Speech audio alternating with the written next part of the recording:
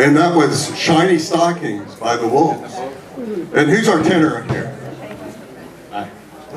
Name? Thomas Sylvia. Thomas Sylvia. Okay. And on bass?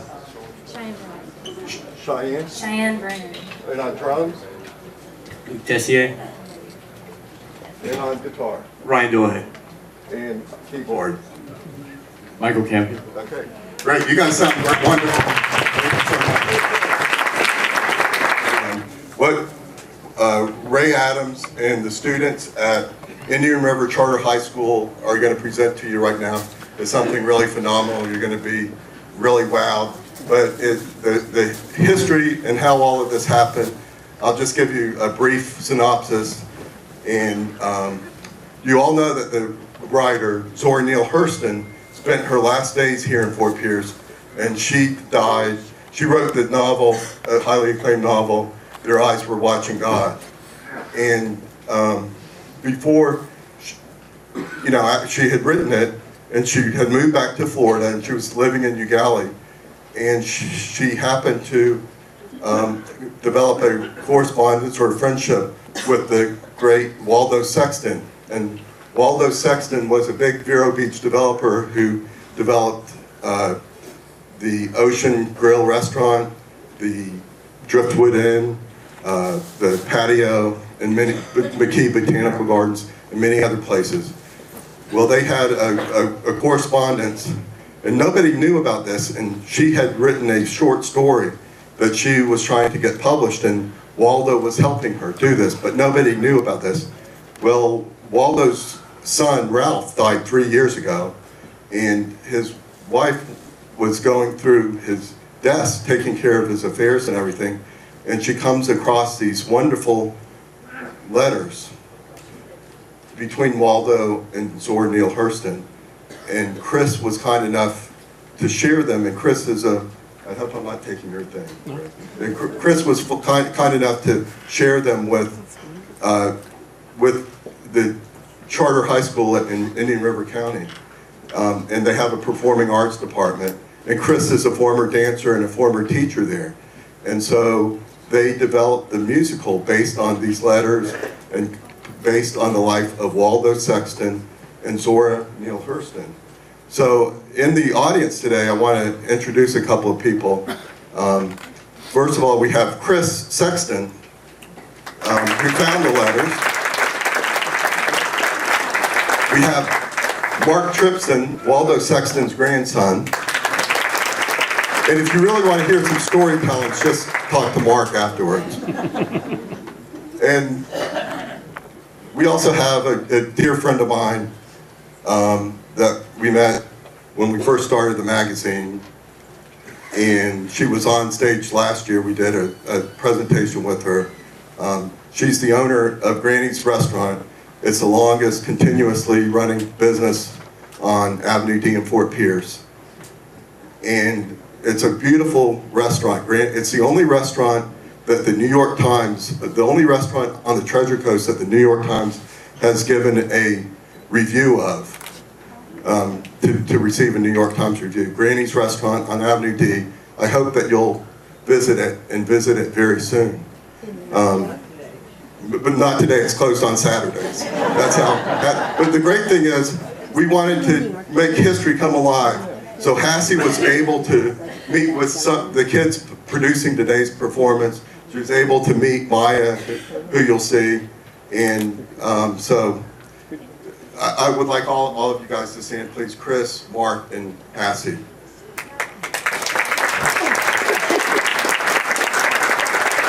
Mark's not going to stand up because he's just had research.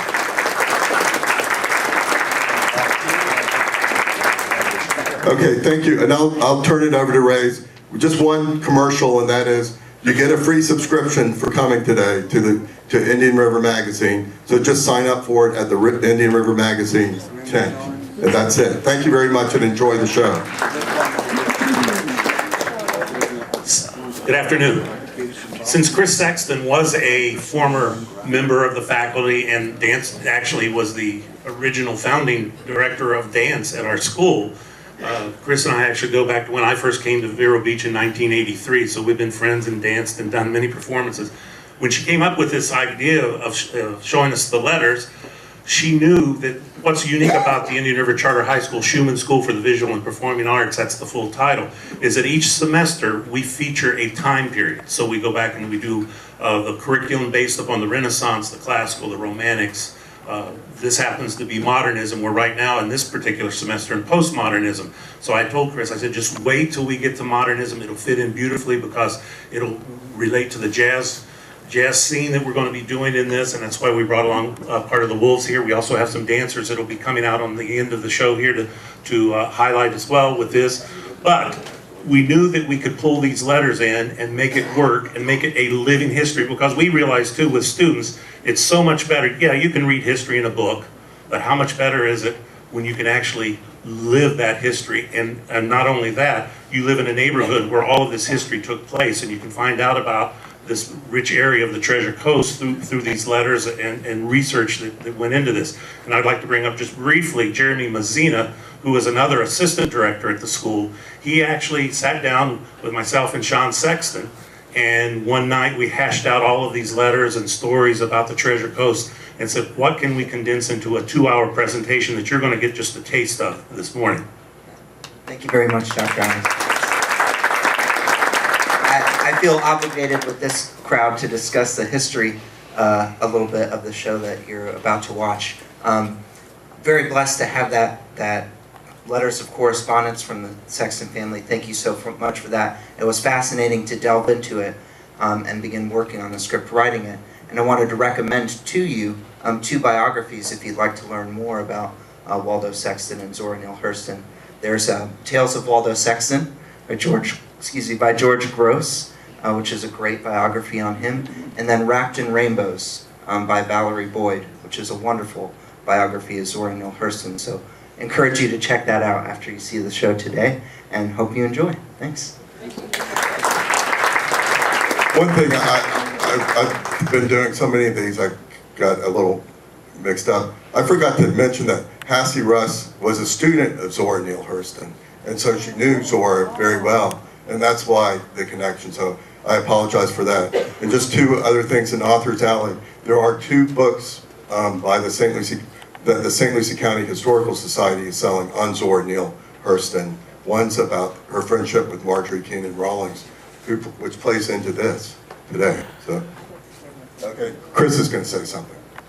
I'm not sure it was said, I didn't hear it. These are just excerpts that you're going to see today. The whole play was 2 hours, And you're just seeing short excerpts from the show, which I hope will show again, because it was so phenomenal.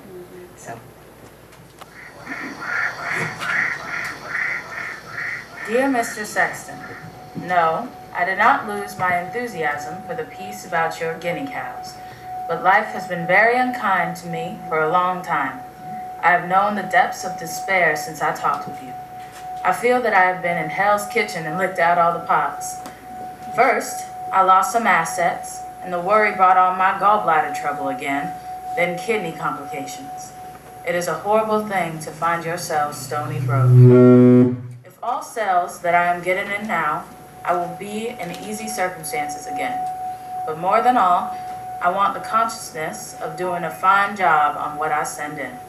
Being creative yourself, I know that you will appreciate my feelings. With all good wishes, Zora Neale Hurston.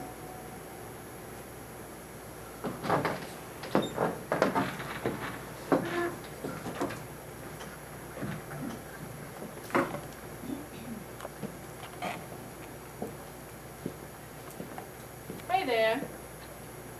Hey there. I'm talking to you. Stop. Good evening. This is the third night in a row you walked down my street past my porch.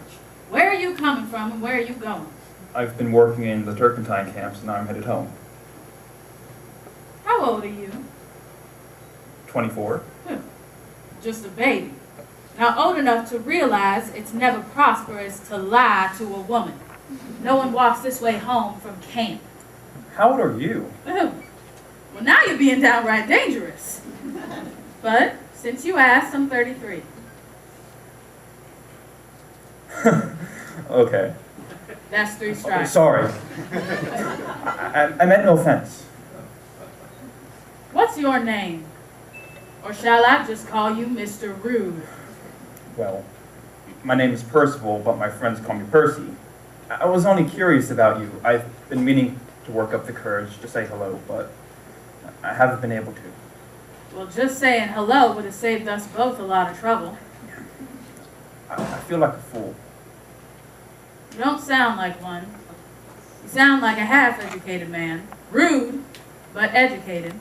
I graduated from Howard University. A Howard graduate. Here. Well, that's my alma mater. I know. And how would you know that? Everybody knows. You're Zora Neale Hurston, the famous writer, the toast of Harlem. I've been walking by just to get a glimpse of you. Well, why don't you step up on here so we can glimpse each other properly? So, what brings you down to Fort Pierce? Everyone in New York's been wondering where you've been. Well, New York is not a good place to think in. I need quiet to really work. Certainly more quiet here than in Harlem. You ever been to 7th Avenue and 131st Street? The corner? I love it. It's the best place on earth for jazz. Seen Fats Waller.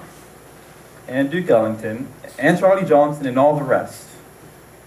That music, it just... Activates something. Something. Rhyme compels you to dance. You can hear the music flowing out of them like you're holding a stethoscope up to their souls. Yes. It's nice to speak with a New Yorker. What's this? My latest novel I've been working on. I'm calling it Their Eyes Were Watching God. Rude and rude. You didn't even think to ask permission. May I? Suit yourself. You steal one word, I'll kill you. Already had enough of that trouble with Langston. What's that? Never you mind. Go ahead and read some.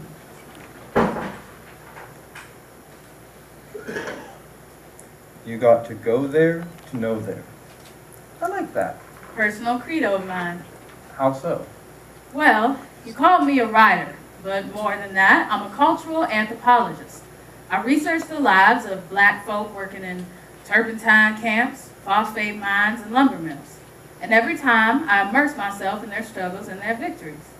We live, eat, laugh, drink, dance together. I go there. Wait, you've lived in the turpentine camps? For months on end. Just you? On your own? Yes. You're crazy. The state sends convicts there. I'm working one right now. Folks get robbed, raped, and murdered all the time, and no one thinks twice about it. Well, I have this. And I have oceans of charm. Gets me out of the tight spots. Lately, I've been studying voodoo and hoodoo. Had to apprentice myself to the masters and prove my worth. You don't believe in all that, do you? Well, if you'd seen what I'd seen, you wouldn't dismiss it so easily. Well, I studied theology, considering seminary, so becoming a pastor. So now it's Pastor Rude. Tough to picture. Pray for guidance on that one. But voodoo is just Catholicism misinterpreted, filtered through African spiritualism. Now, most people think so, but they're wrong. Real voodoo has African roots as rich, deep, mystical, and true as any other religion. Real voodoo? You're not planning on cursing me, are you? Still treating it lightly. Still dismissing. You know, maybe I will curse you. We'll have to see.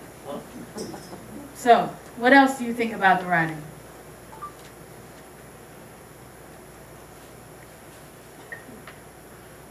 Very vivid, very sensual, but the way these characters talk. Nah, you're gonna listen to me one time before you die. Have your way a whole life. Trample and mash down, then die, rather than to let yourself hear about it. Nah, I had a crowd and squeezed my own mind to make room for yours and me. Well, what's wrong with that? That's how they think we all talk. Who's they? And who are we?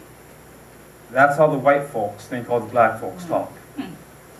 I've heard this criticism before. A lot of black writers in Harlem hit me with it. That I'm not doing my part for the cause. I'm supposed to make black, uneducated folk in Florida speak the King's English. Why? To elevate our station, to dispel backwards notions toward us. Yes, I'm supposed to fashion the quintessential black protagonist out of whole cloth.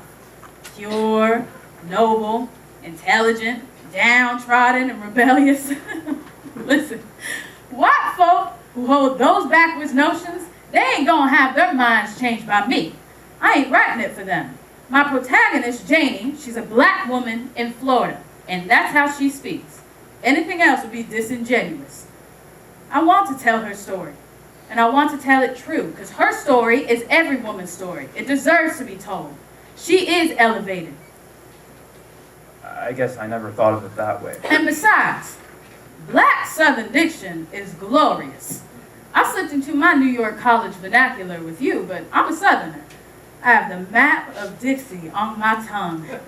A tongue brimming with imagery, rhythm, color, and sensation. I'm ignorant of that tongue. Well, maybe I'll have to educate you. I'm sorry, but I'm not sure exactly. Don't fret, Mr. Preacher. We're talking talk. Maybe we could talk again some night. I'm sanguine to that notion. You ever been fishing? No, never. Didn't think so. Next time. For now, go on home. Good night. Good night. Dear Miss Hurston, I have your letter of May 22nd, and I am very sorry indeed to hear of your illness. I have been sick in mind and body, and know it is no fun. You don't want to get back into your work too fast, but I will give you something to chew on and then send you more information from time to time as I can pick it up. People want to know how I have so much energy, and I tell them I did not wear myself out in my youth, resisting temptation. I'm going to send you a bundle of information while you're hot. Some about getting cows and also some about the Driftwood Hotel. Sincerely yours, W.E. Sexton.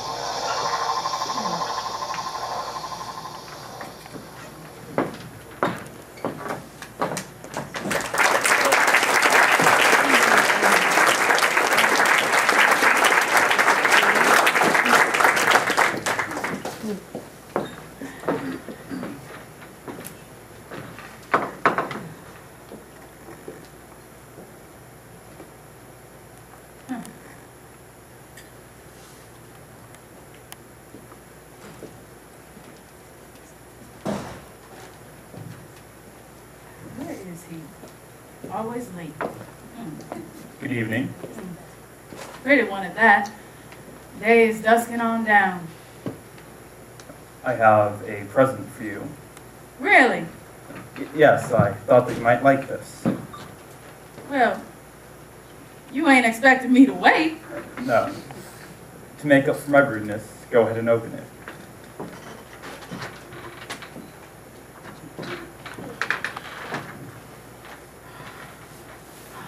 Marvelous. I can't wait to stun them all in this. You know, it's an awkward gift before a fishing trip, though. I know, but I thought that it might pair nicely with your gingerbread skit. Gingerbread? Preacher boy. Well, yours is a burnt caramel. Gingerbread and caramel. I guess we're both sweet. Feel bad for the white folk, though. Sure. They want to get to be vanilla pudding. So boring. So bland. So, where are we going this evening? To the horizon. A distant target. That's where the rainbows kiss the earth. Well, I've never seen where a rainbow touches down. It might be unattainable. My mama always told me to jump at the sun. Might not land on it, but will grit off the ground. So, you've reached the horizon? Well, no. But when I was a child, about 9, I did plan a trip to the horizons. I packed my things, food, and provisions for weeks. I was so excited. My friend had agreed to come along, but at the appointed time, she got cold feet. She feared a whooping for running away. But I wasn't afraid. I suspect that you've never been afraid of anything, but you must have been heartbroken. Oh, I was. Lord, I was. When my friend left, I hid under the house with only my disappointment for company, crying and carrying on. From that day to this day, I've been hoping to find a soul brave enough to chase down the horizon with me. All right, then. Let's go. Well, ain't you spry?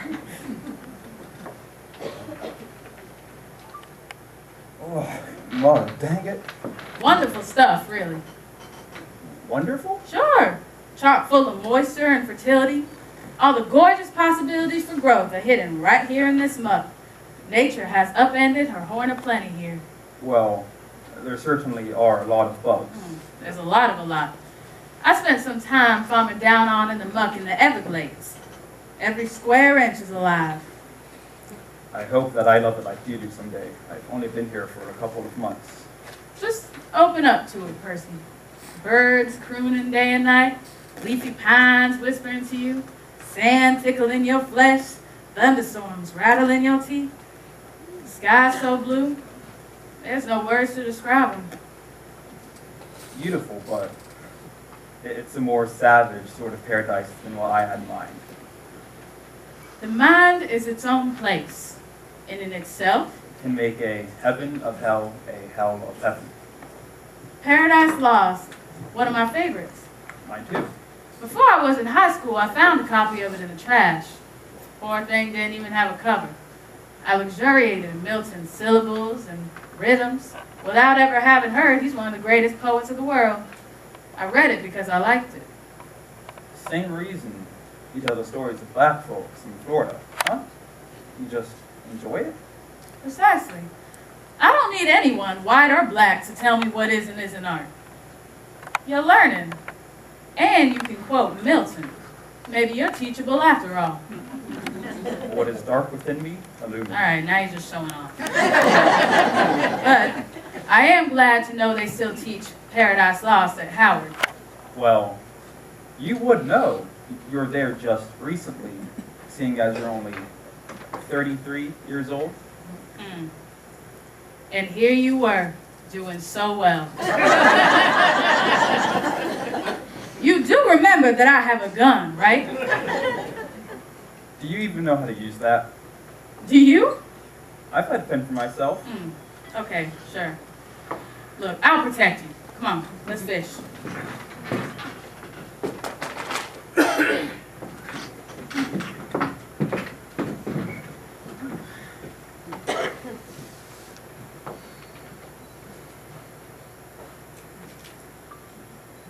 You think we'll catch a fish? Sure. Mullet run. Best fishing all year. You just have to be patient, right? That's all it takes. Singing helps pass the time here. You may leave and go to Halifax, but my slow drag will bring you back. Well, some folks call me a Tolo shaker, it's a doggone lie. I'm a backbone breaker, well, you may go, but this will bring you back. Oh, you like my peaches, but you don't like me. Don't you like my peaches? Won't you shake my tree? Well, you may go, but this will bring you back. Pleasant song. Very catchy, but I've never heard of it.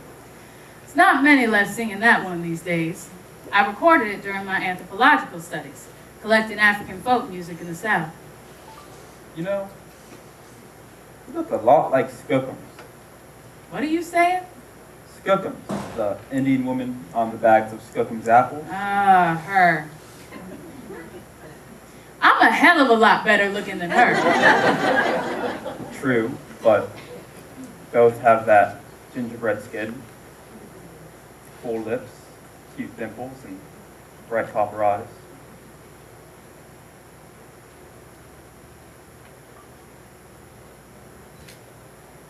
I got a fish. What do I do? Well, that depends. You want a fish or a kiss?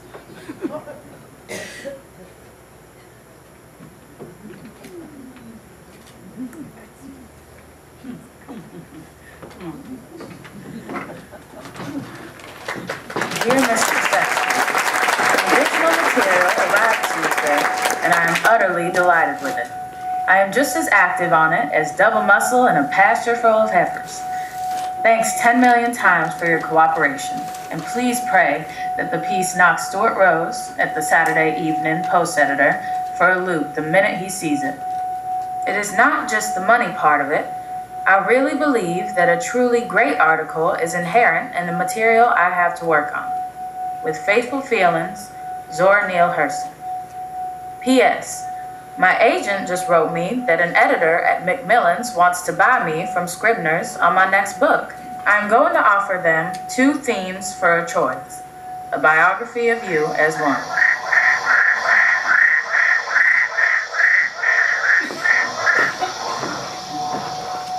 Dear Miss Hurston, I think your expression of wallowing in a rainbow gets first place. I have a dictionary with 250 words and a book of synonyms with 150, and you did not stay within these 2 crutches I used to get me through your article. When I first saw you, you were carrying a bag.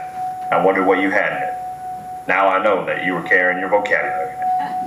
You set me up in this article so much that I passed myself twice on the street today before I recognized myself. I think you did a swell job. I hope you make the grade and get plenty of money for the article.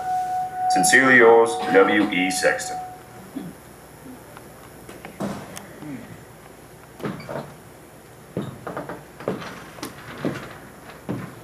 What are you reading, Skookums? Just a letter from Waldo Sexton up in Vero Beach. I sent him the finished article about his cows the other day. So, how did you 2 meet anyway? Marjorie Kennan Rawlings introduced me to him, a friend of a friend. I did a story about his hired right hand, a black man named Eddie. You know he puts Eddie in charge when he's away? A black man running a ranch in the deep south? Highly irregular. The article was titled The Milk of Human Kindness. Well, you could always turn a phrase. You seem melancholy today. Let's move. I'm tired of scraping by down here. I want to become a pastor. I want to shepherd a flock with you by my side. Let's just do it. Get married and move to Chicago. I thought we were chasing the horizon together. To where, huh? Where are we going? We've been on again and off again for a year. I'm sick of it. I hear the phone in there. But don't answer. We're talking. I have to. It's got to be my publisher about the article. It can wait. This is more important. More important. let go of me. No, enough. Just listen to me.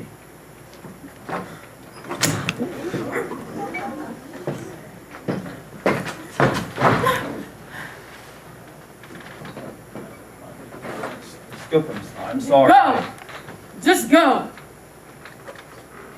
I walk out that door. I'm not coming back. I don't want to be your wife. I've seen so many black women riders fall away. I need to keep riding. You never let anyone get close. You lie. Even to me. You got this swallow. Impenetrable. No, I hope you got some love in there by yourself with only these fictions for company. You never had the strength. You were never brave enough. And what do you get for all that? A horizon? Spend all your time chasing it. I've been right here in front of you. Not anymore.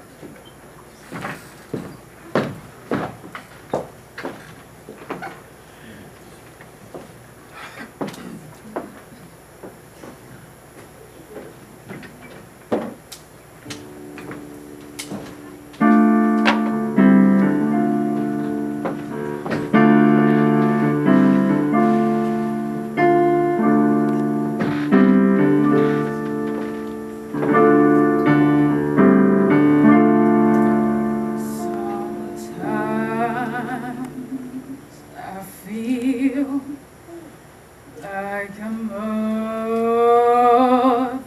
motherless child. Sometimes I feel like a motherless child. Sometimes I feel like a motherless child, a long ways from home. This world out here is lonely and cold. This world out here is lonely and cold. This world out here is lonely and cold. I guess I'll go back home. Why do I leave the ones that love me? Why do I leave the ones that love me? I guess I'll pray to the Lord up above me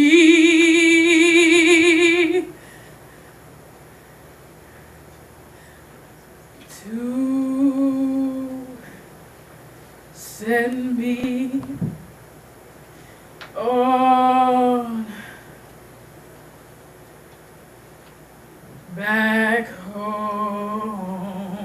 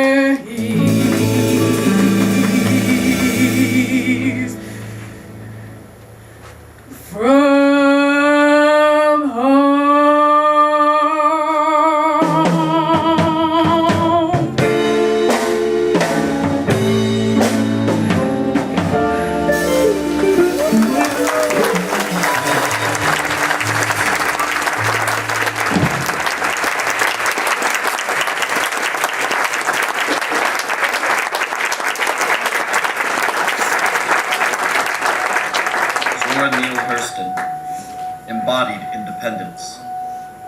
She became a child of the world. She could not continue to have an emotional connect and stayed committed to her craft. She lived out her days in Fort Pierce alone. In one of the letters she wrote Sean Sexton's grandfather, you could tell she was struggling. They were trying to get an article she had written about him published. The magazines and newspapers rejected the story, and Waldo wound up buying it from her outright, just to get her some much-needed cash, hoping he might find someone to take it later, but that never worked out. Zora wouldn't want our sympathy. Everyone knew her in Fort Pierce, read her articles. She had friends who loved her. People have asked, how could one of the greatest authors of her day just fade away? The wrong question is being asked. The real question is how a black woman in the 1920s could rise to prominence in the first place. Zora was unsinkable. She experienced some hard spells, but she remains like a rainbow, brightening even the darkest of skies. As she wrote in one of her letters, she had been wallowing in a rainbow. That spirit embodies Zora and all of her writings.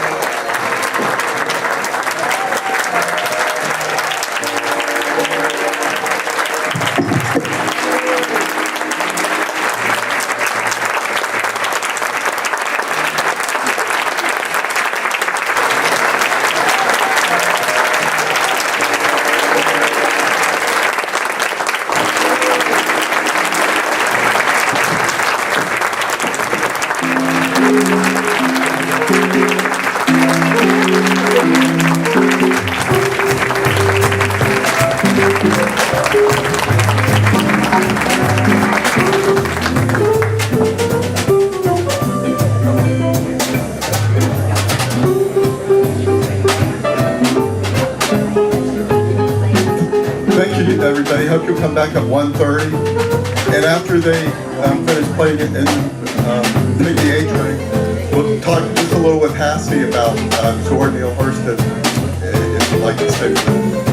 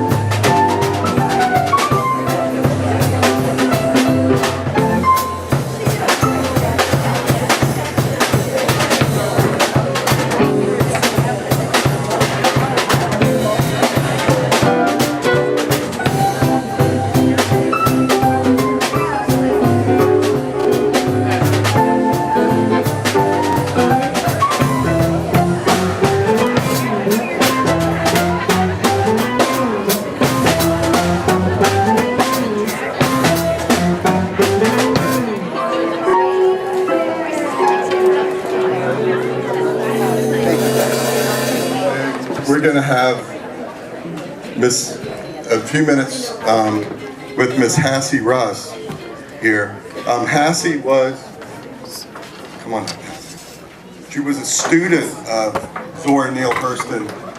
As you know, Zora Neale Hurston spent her final days in Fort Pierce, and one of the things that she did was she was a substitute teacher at Lincoln Park Academy. It's a wonderful school for African American students back when schools were segregated, and Hassie went to school there, and that's how she met Zora. But she also knew her from Hassie's mother cooked meals for Zora, and Hassie brought the food over to her. So first, Hassie, tell us what you thought of this performance. It was so touching because some of the scenes that was done was all Zora, and she talked to us about having a relationship with a person, and it was just so touching. Zora was very plain. She cooked, and Zora, back in that day, everybody wore their hair straight or curl or whatever. And Zora wore her hair natural then. She loved different colors. She never matched anything. She'd have on a big flower top and a black flower bottom. And Zora talked to us about living in Harlem. And another thing that made Zora and I have so much in common was she would tell us about the turpentine field. I had an aunt who lived out in the country, and I used to go visit her during the summer. And we would go over to another part of the country where my aunt lived, and I saw the men doing the turpentine. I didn't know what it was, but it was these trees, and they had cans attached to them. And so when Zora started talking about the turpentine fields and collecting the turpentines, and I just said to her one day, I said, oh, I know where that is. I've seen that done. So with that, and then I had another aunt that lived in Harlem, and she talked about living in Harlem and dancing at the Savoy. And one day she came with one of her dresses on in class, and she did the Harlem Shuffle for us. And it's so funny how our life still parallels each other. Where I live is one street over from where Zora is buried now. And I still walk over and just look at her grave and think about all of the good times that we had, and how the guys in class would get her to talking about living in the turpentine fields and living in Harlem, and we not have to do any work in class. So Zora was just such, it's hard to explain it, to have met her and to see how she lived versus how we lived. And she still was in that era when she was in New York and dancing at the Little Savoy. And she was a very interesting person. And during the last years of her life, she talked a lot about relationships and how she wasn't able, because very few people really understood her as a person. And now that I've gotten older and think about her and some of the things that she said, and because thinking about it, my aunt at that time was about the same age that Zora was, that lived in Harlem. So it was a very, very, very interesting experience for me. The letters that this musical is based on, I mean, you can see that Zora had a lot of money problems, and she didn't. Your mother would make her meals, and you would bring them over, and what would she always tell you? When I would bring her the meals, and she would always tell me that somebody else is going to bless you for this. And it was just so, and she was just so different. And like I say, I enjoyed listening to her stories because of my aunt that lived in New York. Some of the places that she talked about going. Most of the kids in our class, for instance, when she was our English teacher, and back then the books was locked in the closet. So the boys would sit in the closet to get the books, and Zora would go in the closet, then they locked Zora in the closet. So she was very, very interesting person. She did a lot of writing in class once she got us started. She would always give us something to write, but what I realized was it gave her an opportunity to also continue to write, because at that time that made the class quiet. So then that would give her a chance to finish. And like I say, one day she came to class with this, we call it a shingling dress, with all the different beads on it, and she played, I guess it was a recorder, and she did the Harlem Shuffle for us. So that was the kind of person that Zora was. Another thing about Zora, she loved flowers, and so did my mom. So Mother would root her different flowers that was in our yard and give them to her. But how I reunited with Zora was one day I saw this lady with a hat on, and she was in her backyard and she was planting some flowers. And I went to my backyard to put in some garbage, and I said, that looked like Zora. So I walked over, and sure enough, it was Zora. And that was how we got reunited again. And as her health continued to fail, then that's when I started taking her dinner every day, or seeing if she needed anything from the store.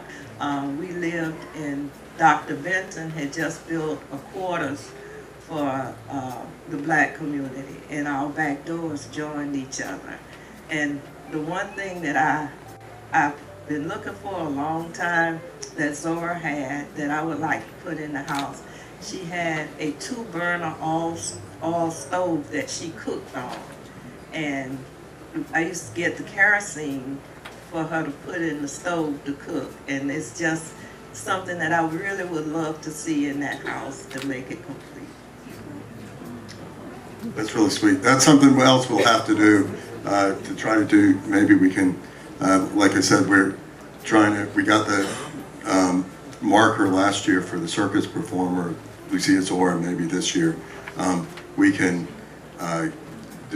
maybe we can try to get that oil stove for you. Yeah, I think it has a glass tank, and it's long and it has 2 burners on it.